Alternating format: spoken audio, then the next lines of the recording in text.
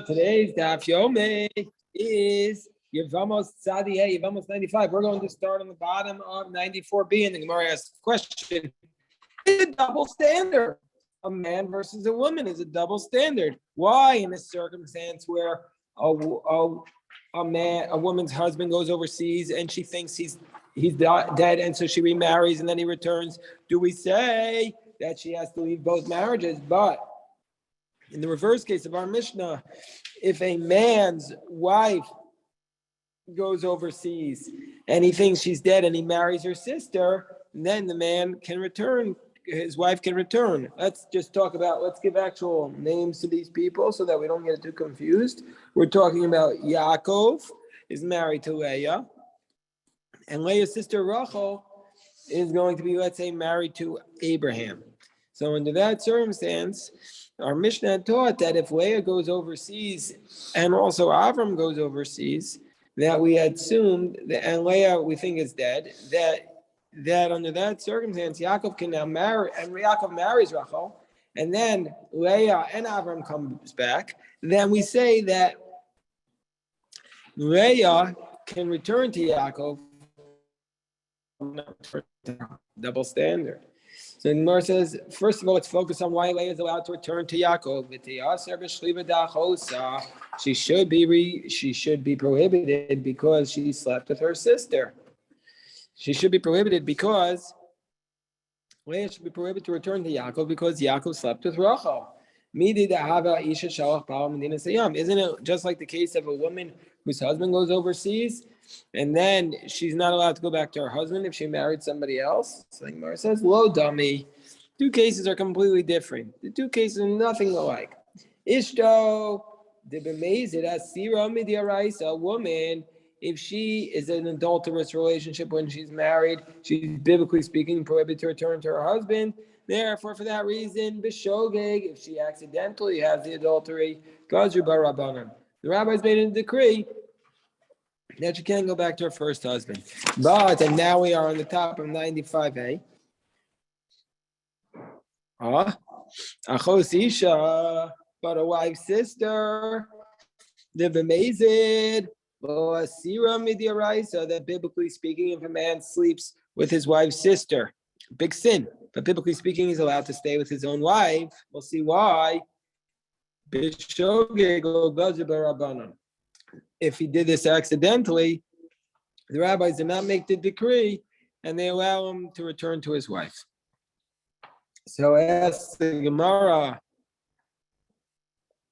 Uminoan, and from where do we know? What's our source for the idea? Delo asira, and how do we know that biblically speaking, if a man sleeps with his wife's sister, he's not prohibited to return to his own wife? How do we know? The Tanya, we learned from a brisa. The brisa cites a verse from our parsha. Parshas Nasa. Parshas Nasa. What does the brisa say? Osa. It says, "V'shachav ish osa shechva zera." Man sleeps with her, shechva zera. Osa shlivasa osarta. Vein shlivas achosa osarta. Osa, that if the woman does the prohibited sleeping, she's prohibited to return to her husband. But if her sister does the prohibited sleeping, she's not prohibited to return to her husband. Because we say sheyachol, we might have said ekal v'chomer. Why do we need the verse to tell us that she's allowed to return to her husband if her husband slept with her sister? The reason is because we could have said ekal v'chomer. What's the kal v'chomer? What's the logical argument? The logical argument will be as follows: Valodinu. It's a logical argument. Just like in a scenario where a man has a relationship with an Isur Kal. What's an Isur Kal? An Isur Kal is a lesser prohibition, which the Gemara on the bottom of the page is going to struggle to figure out, but the Gemara is going to reject 4 answers and come up with the 5th answer. But Rashi doesn't want us to wait that long, so Rashi tells us right here that the Isur Kal is with a married woman, just like in a case where a married woman has an adulterous relationship. Why is a married woman called an adulterous relationship? Because because she is not pro. Why is it called a lesser prohibition? Because she's not prohibited forever. That the husband divorces her, she's permitted. Anyway, we see from here the Ma'abe Makam Shabal Easter Kal, just like in a scenario where if a person has relations with a married woman, which is what we call an Easter Kal, Nasar Ha'osar, the one who prohibited her, i.e., her husband, now becomes prohibited to remain with her. Makom Shabal Isur Chamor, in a scenario where a person has relations with a more severe prohibition, i.e., his wife's sister, because she's always prohibited him as long as his wife is alive. Eino din shenesar osar, for sure. His wife, who prohibits her sister from being with her husband, for sure she should be prohibited to return to her husband. So that's the Kal Chomer. For that reason, we need the verse Osa to tell us that in this case, she can the wife can return to her husband. So now we have a dispute about this between Rabbi Yehuda and Rabbi Yossi. Amar Rabbi Yehuda, lo nechaku Beis Shammai Beis Hillel bebal chamoso. That Rabbi Yehuda says Beis Shammai and Beis Hillel don't argue about a scenario. So Rabbi Yehuda says, Beis Shammai and Beis Hillel don't argue about a scenario where a man has relations with his mother-in-law. Then under that circumstance, for sure, for sure, if a person has relations with his mother-in-law, adulterous relations, for sure he's not allowed to return to his own wife. What do they argue about? They only argue about a scenario where you have relations with your wife's sister. Then under that circumstance, Beis Shammai posel, Beis Hillel posel. Under that circumstance, Beis Shammai says you can't return to your wife. Beis Hillel says you can. So according to Rabbi Yehuda, if you have an adulterous relationship with your mother-in-law, you cannot return to your wife. But with your wife's sister, Beis Hillel would allow you. Beis Shammai would not. And Rabbi Yossi disagrees with Rabbi Yehuda. He says, "Lo nechaku Beis Shammai Beis Hillel ba'aba chos ishto." He says, Beis Shammai Beis Hillel don't argue with the case of where one has relations with his wife's sister. Shelo posel as ishto. In that circumstance, Rabbi Yossi says, no, I agree that even Beis Shammai does not disqualify a woman from returning to her husband if the man has relations with his wife's sister. What's the dispute about? They only argue about a case where you have relations with your mother-in-law. Beis Shammai says if you have relations with your mother-in-law, you're disqualified from returning to your wife, and Beis Hillel says you're not disqualified. So now the Gemara says, what's the explanation for Rabbi Yossi? Why does Rabbi Yossi say that everybody agrees that if you're with your wife's sister, you can return to your wife afterwards? What's the logic behind Rabbi Yossi? Rabbi Yossi says,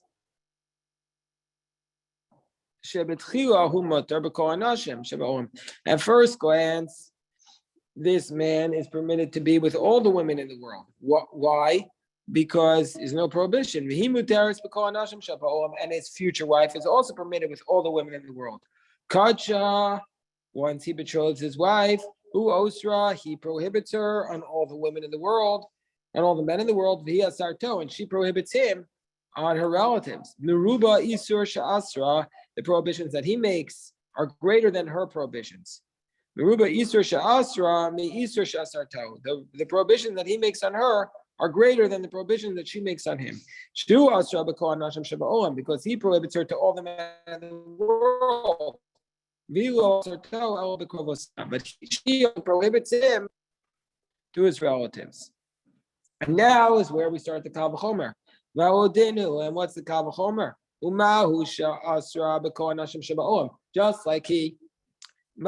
Just like he prohibits her to all the men in the world. But Shigaga Ba'asarla, and if she became accidentally in a relationship with somebody who was prohibited to her, Aina Naseres, she's not prohibited to return to her husband, but Mutarla, Aina Naseres, but Mutarla, then she wouldn't be prohibited to return to her husband. She, Shaloa Sarto, Ela Bekrovoseha, she only prohibits him to her relatives. Shagag Ba'isarla, if he accidentally has relations with one who is prohibited him, i.e., with his wife's sister. For sure, he should be permitted to return to his own wife, and that's where he did this sin accidentally. But that's only if he does it accidentally.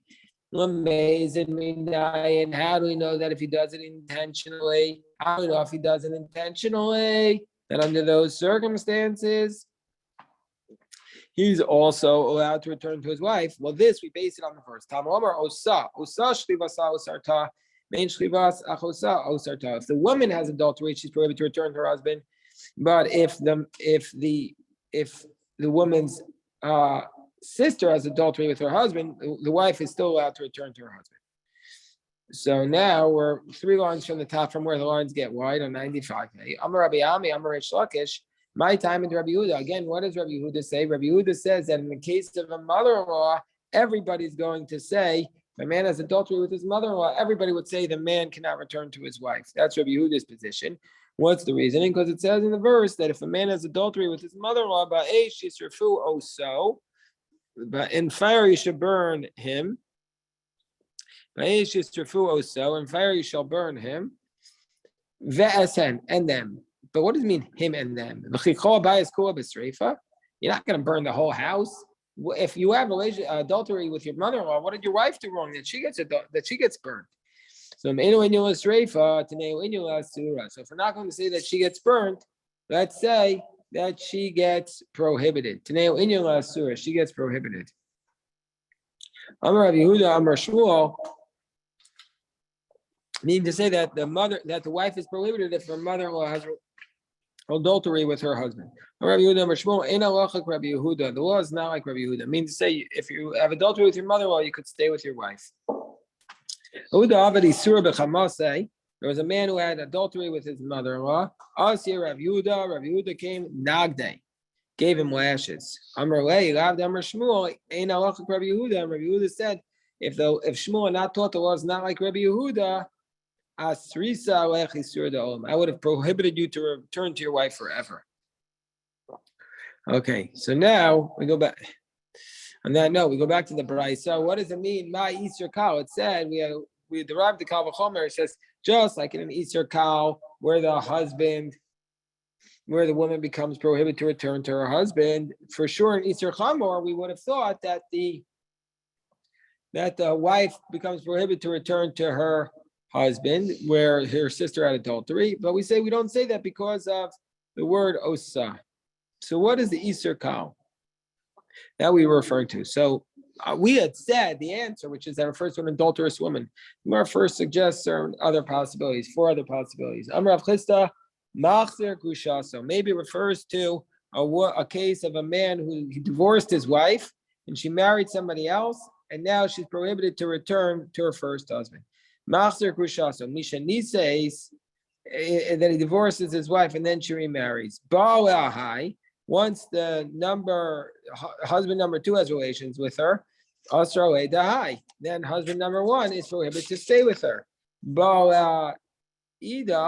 Once the husband number 1 now has marries her again, husband number 2 is not going to be allowed to return to her. Gemara says, so therefore we would say that we must know for sure. Woman becomes prohibited to return to her husband if her sister has an adulterous relationship with him. Gemara says, but it's not a good proof. Why? It's not a good Kal V'chomer. Because in one case, by the case of Machzir Grushasa, the woman who's becoming prohibited is the one who actually did the action. And here, the woman who's becoming prohibited is not the one who did the action. Her sister is the one who did the wrong thing, not she herself. And furthermore, Isura Barov. And furthermore, in this scenario, we take out those words, Isura Barov, take it out. But there was the Isura Olam. In this case, the prohibition is forever. In the case of Machzir Grushasa, the prohibition is forever, whereas in the case of the sister, the wife and her sister, she's only prohibited as long as her wife is alive. So therefore, we go attempt number 2. We're talking about a case of a woman who was a shomeres yibum. She was waiting for yibum who she had inappropriate relations.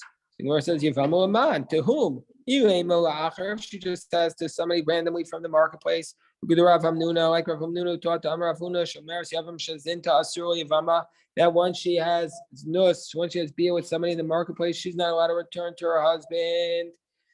But, and so therefore, just like she can't return to her husband, for sure the Achos Ishta can't return to her husband. But we say, no, again, it's not the same. Shekain Nitma Aguf, Malagvama, Shekain Nitma Aguf.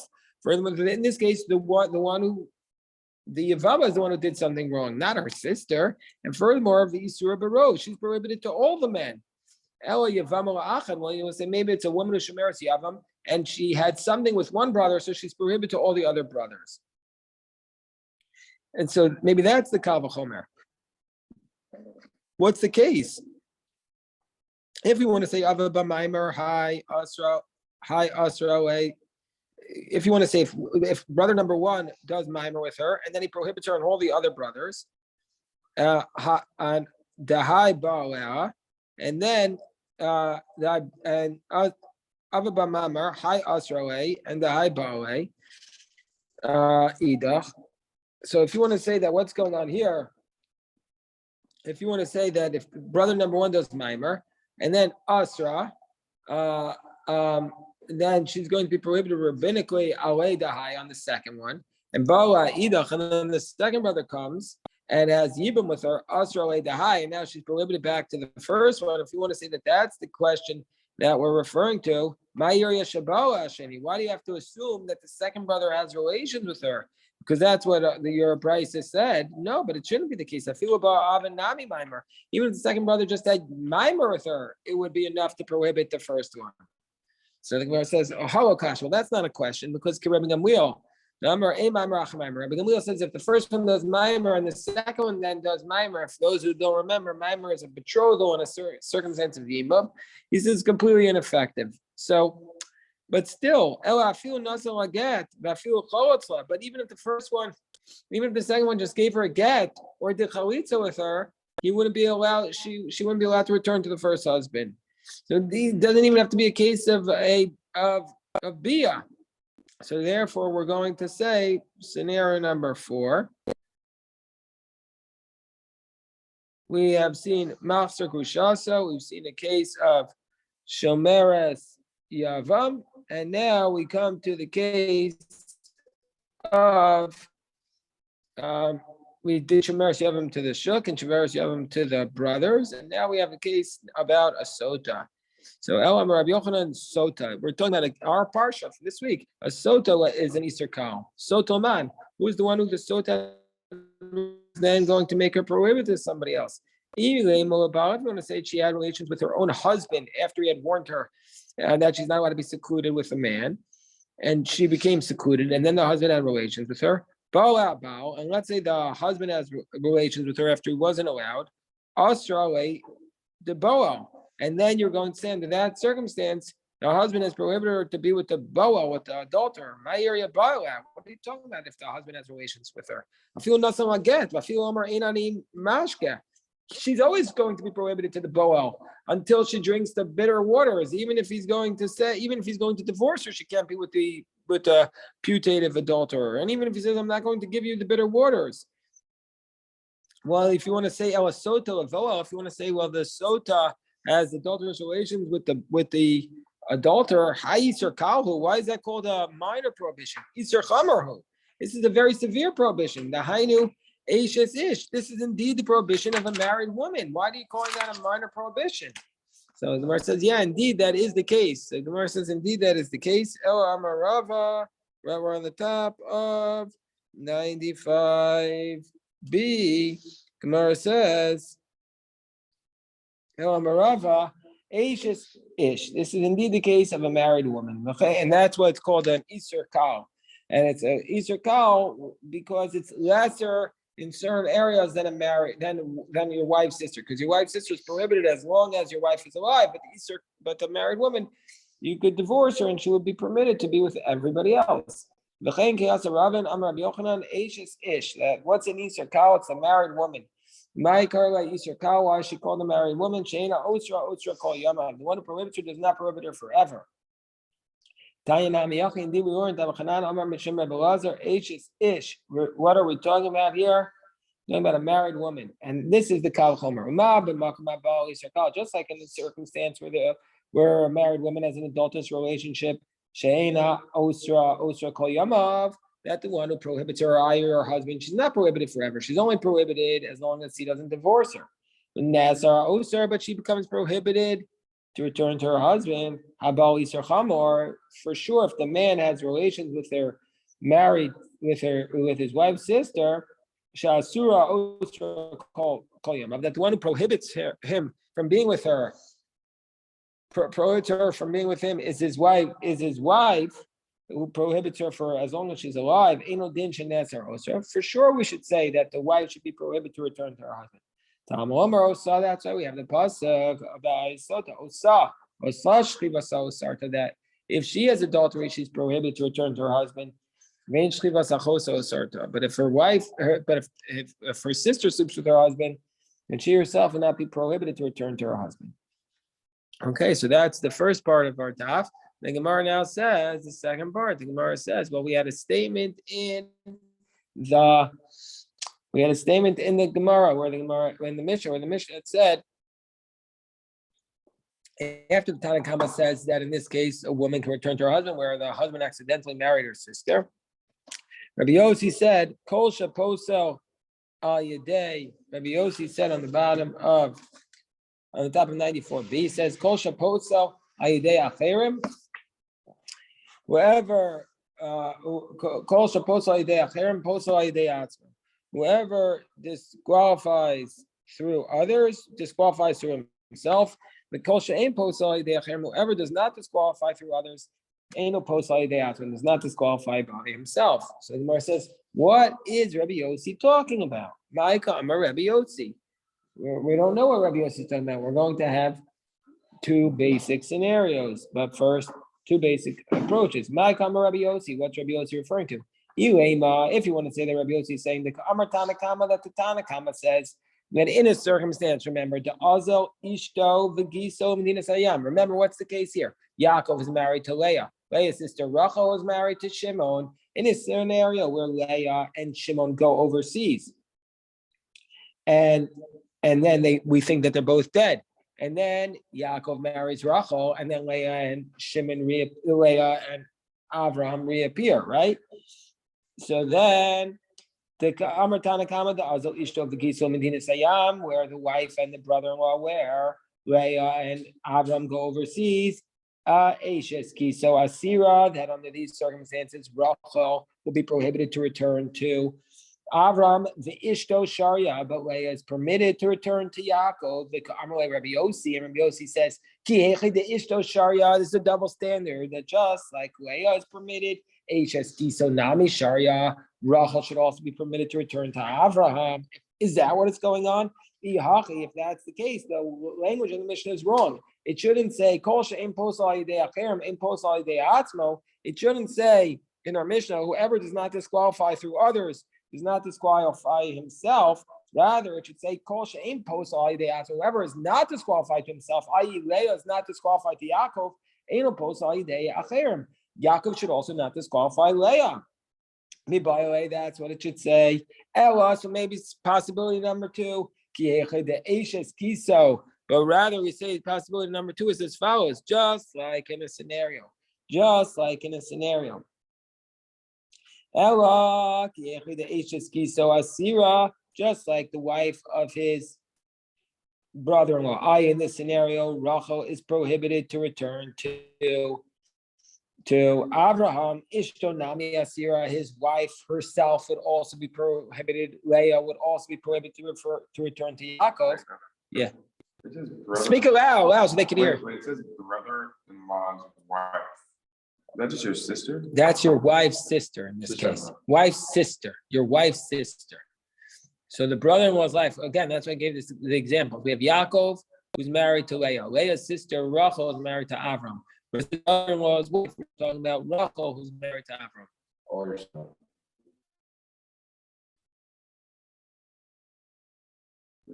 There could be another way of having a sister-in-law, because it could be your sister-in-law could be your brother's wife also, but that's not wouldn't be a pro. I don't understand. Your brother-in-law's wife just be your sister? No, your brother's wife. They're calling your brother-in-law. You're calling your brother-in-law. If your wife's sister marries a man, they're calling that man your brother-in-law. Oh, okay. Fine. So therefore, what's the case here? Maybe we're saying that just like Rachel, i.e., your wife's sister is going to be prohibited to return to her husband. Ishtonami asira. Maybe your wife will also be prohibited to return to you. Maybe Leah will also be prohibited to return to Yaakov. But that Gemara says that doesn't work with the language either, because hateinach kol shaposel. If that's the case, it makes sense when it says kol shaposel alidei acherim posel alidei atzmo. Whoever disqualifies through others will disqualify himself. That works because she's disqualified because since Rachel's disqualified, she disqualifies Leah and Yaakov. Fine, but kol she'eno posel ma'avidate. In this case, everybody's disqualified. So what does it mean when it says whoever does not disqualify for others is not disqualified to himself? That doesn't make sense. How do we understand this? So now we're going to see two answers how we explain this enigmatic phrase of Rabbi Yossi. The first comes from Amar Rabbi Yami. Rabbi Yami says, we're going back to the first clause of our chapter, Aresha. It goes back to the first clause of our chapter. What does the first clause of our chapter say? Nises al pi bezdin. Now let's say a woman remarries because the court ruled that she's allowed to marry on the basis of one witness. She has to leave the marriage. Upetura mina korban, and she doesn't bring a sin offering because the court ruled that she's allowed to remarry. But al pi edim, if she remarried on the basis of two witnesses, she has to leave the marriage. V'chayeves bekorban, and she has to bring a sacrifice. She has to bring a sacrifice under those circumstances. Isn't that one witness? What? Isn't that on the basis of one witness? If she remarried on the basis of one witness, she's exempt from a sacrifice. But if she remarried on the basis of two witnesses, she has to bring a korban, the chayavis bekorban, and yafa kochol shel bezin, and the power of the bezin is greater shapatra min korban, because if she relies on the ruling of the court, she's exempt from the sacrifice, even though there was only one witness in that case. The Amar Tanakama, and the Tanakama there says, lo shna al pi. And so the Tanakama says, lo shna al pi edim, the eshes kiso sharia, lo shna al pi bezin, the eshes kiso asira. And Tanakama says it doesn't matter whether she got married. In this case, over here, it doesn't matter whether or not she got married on the basis of, in this case, Yaakov married Rachel on the basis of two witnesses, that she's going to be the Eshes Kiso Sharia. Then under that case, the wife is, Rachel be permitted to return to her husband. Bezdin, it doesn't matter if she got married on the basis of the court, that she's prohibited to return to her husband. And comes along Rabbi Yossi, Rabbi Yossi, al pi bezdin deposel ayudei. So then comes along Rabbi Yossi. Rabbi Yossi says, al pi bezdin deposel ayudei acherem. That's when Rabbi Yossi says that if she got married on the basis of the court, which deposal ayidei acherem, which as a result of this, where we say that where she say that as a result of this, where she gets married on the basis of the court, deposal ayidei acherem, then that as a result of this, where Yaakov basically marries Rachel, he's prohibiting her to return to her husband. It does posel ayidei acherem, posel ayidei atzmo. So then his own wife is going to be prohibited to him because she's like, oh, your wife's sister rabbinically, and then al pi edim, it doesn't matter if she got married that way or if she got married, but if she got married on the basis of witnesses, the Eino Pos Alidei Acherem, where Rachel is allowed to return to Avram, Eino Pos Alidei Atzmo. Then under those circumstances, Leah would be permitted to return to him. That's what Rabbi Yossi says according to Tanna Kama. Tanna Kama is saying it's basically going back on that first line of the Mishnah.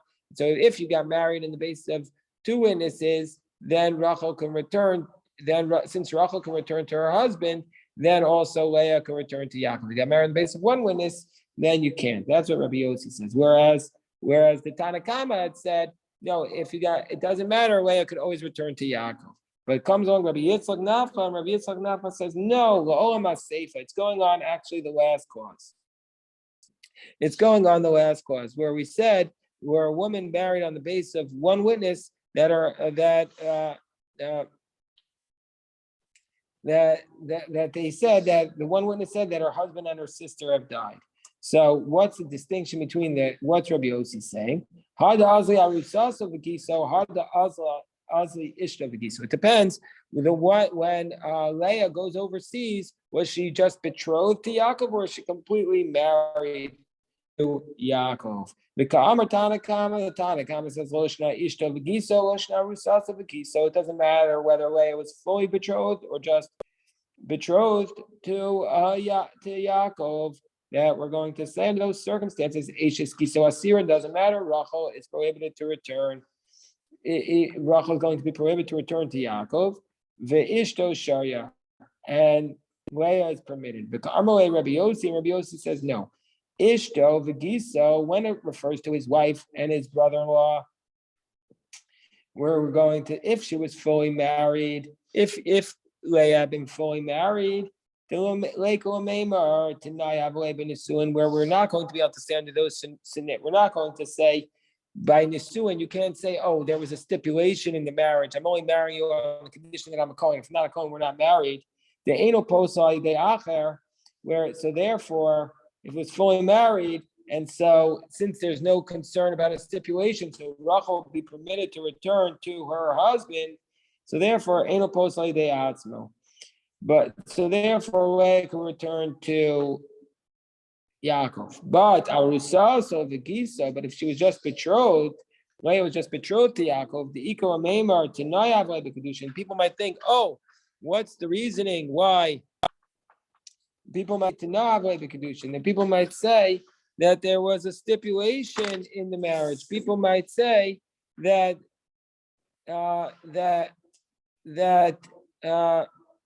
that the only reason why, but